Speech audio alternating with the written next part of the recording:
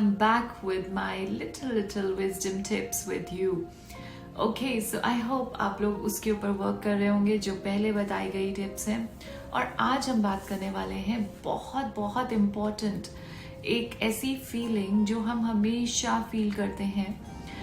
You know what, life में हम एक टाइम पे बहुत सारी चॉइसेस हमारे पास आती हैं और हम डिसीजंस लेते हैं. एंड आफ्टर सम इयर्स हम ये सोचते हैं कि ओ माय गॉड, अगर मैंने ऐसा सोचा होता तो बेटर होता, आज मैं इस सिचुएशन में नहीं होता, और may be it would have been better than you know before. So कभी भी इस बात के ऊपर नहीं सोचेंगे कि जो पहले किया था इट्स बेटर, मैं अभी जैसा सोच रहा हूँ ऐसा सोचता और मैं ऐसे इस बात का डिसीजन लेता.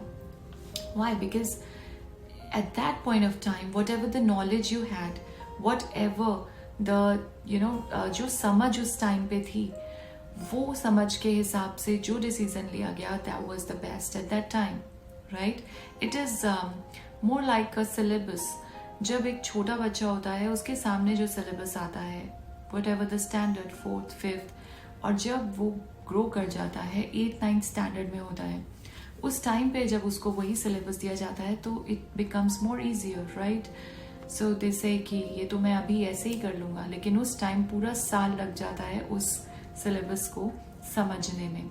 तो उस टाइम की जो नॉलेज थी उसके अकॉर्डिंग जो उसके मार्क्स आते हैं, जो वो स्कोर करता है, that is the best. But आज अगर उस 8th, 9th स्टूडेंट के बच्चे को बोला जाए कि 4th, 5th कर दो, तो definitely that student will score 100. तो उस टाइम की नॉलेज मैटर्स अ लॉट. सो इसीलिए कभी भी पास्ट में देखकर पास्ट के डिसीजंस को रिग्रेट नहीं करना चाहिए कि मैंने वो डिसीजन रॉन्ग लिया.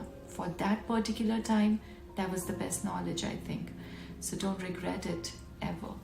Alright, so think about it. I know आप सभी के पास कुछ ना कुछ ऐसे रिग्रेट्स ज़रूर होंगे.